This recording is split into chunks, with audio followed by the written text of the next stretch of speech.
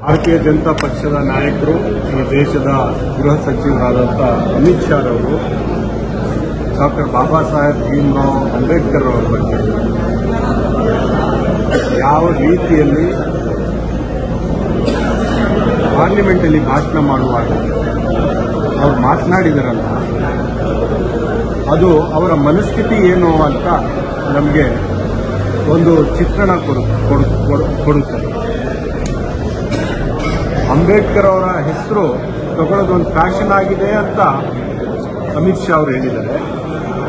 ಅಂಬೇಡ್ಕರ್ ಅವರ ಹೆಸರು ಬದಲಿಗೆ ದೇವರ ಹೆಸರು ತಗೊಂಡಿದ್ದೆ ನೀವು ಸ್ವರ್ಗಕ್ಕೆ ಹೋಗ್ತಾ ಇದ್ರಿ ಅಂತ ಅಮಿತ್ ಶಾ ಅವರು ಹೇಳ್ತಾರೆ. ಅದು ಸದನದ ಒಳಗಡೆ ಹೇಳ್ತಾರೆ. ಅವ್ರಿಗೆ ನಾವು ಇಷ್ಟೇ ಹೇಳಕ್ಕೆ ಬಯಸ್ತಾ ಇದ್ದೀನಿ, ನಿಮ್ಮ ಮನಸ್ಥಿತಿ ಏನಿತ್ತಲ್ಲ, ಮನುವಾದದ ಮನಸ್ಥಿತಿ, ಅದರಿಂದ ಇಲ್ಲೇ ಭೂಮಿಯಲ್ಲೇ ನರಕ ಮಾಡಿ ಇಟ್ಟಿದ್ರಿ. ಇದೇ ಬಾಬಾ ಸಾಹೇಬ್ ಅಂಬೇಡ್ಕರ್ ಅವರು ಸಂವಿಧಾನ ಕೊಡುವ ಮೂಲಕ ಈ ನರಕವನ್ನು ಸ್ವರ್ಗವಾಗಿ ಬದಲಾಯಿಸುವ ಅವಕಾಶವನ್ನು ಕೊಟ್ಟಿದ್ದಾರೆ. ಶಕ್ತಿ ಇಲ್ಲದೆ ಇದ್ದವ್ರಿಗೆ, ಧ್ವನಿ ಇಲ್ಲದೆ ಇದ್ದವ್ರಿಗೆ, ಯಾರಿಗೆ ನೀವು ಸಿಸ್ಟಮಿನ ಹೊರಗಡೆ ಇಟ್ಟಿದ್ರಿ ಅವರಿಗೆ ಒಂದು ಅವಕಾಶ ಸಂವಿಧಾನದ ಮೂಲಕ ಬಾಬಾ ಸಾಹೇಬರು ಕೊಟ್ಟಿದ್ರು.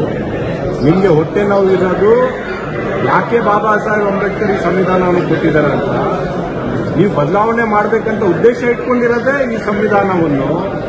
ನೀವು ಬಾಬಾ ಸಾಹೇಬ್ ಅಂಬೇಡ್ಕರ್ ಅವರ ಬಗ್ಗೆ ನೀವು ಏನು ಹೇಳಿದಿರಿ, ನಿಮಗೆ ಯಾವುದೇ ಹೆಸರು ತಗೊಂಡು ನೀವು ಸ್ವರ್ಗಕ್ಕೆ ಹೋಗ್ಬೋದು. ನಮಗೆ ಈ ಪ್ರಪಂಚದಲ್ಲೇ ಸ್ವರ್ಗ ಆಗಬೇಕಾದ್ರೆ ಬಾಬಾ ಸಾಹೇಬ್ ಅಂಬೇಡ್ಕರ್ ಹೆಸರೇ ತಗೋಬೇಕು. ಮತ್ತೆ ಫ್ಯಾಷನಬಲ್ ಆಗಬೇಕು. ನಾವೆಲ್ಲ ತಗೊಂಡು ನಾವೇ ಫ್ಯಾಷನಬಲ್ ಆಗಿದ್ದೀವಿ. ಡಾಕ್ಟರ್ ಬಾಬಾ ಸಾಹೇಬ್ ಅಂಬೇಡ್ಕರ್ ಹೆಸರು ಪದೇ ಪದೇ ತಗೋತೀವಿ. ನಿಮ್ಗೆ ಎಷ್ಟು ಒಳ್ಳೇದು ಕಾಣಲಿ ಬಿಜೆಪಿಯವ್ರಿಗೆ, ನಿಮ್ಗೆ ಎಷ್ಟು ನಿಮಗೆ ನೋವಾಗಲಿ, ನಾವು ತಗೊಳ್ಳೋದೇ ಡಾಕ್ಟರ್ ಬಾಬಾ ಸಾಹೇಬ್ ಅಂಬೇಡ್ಕರ್ ಅವರ ಹೆಸರು.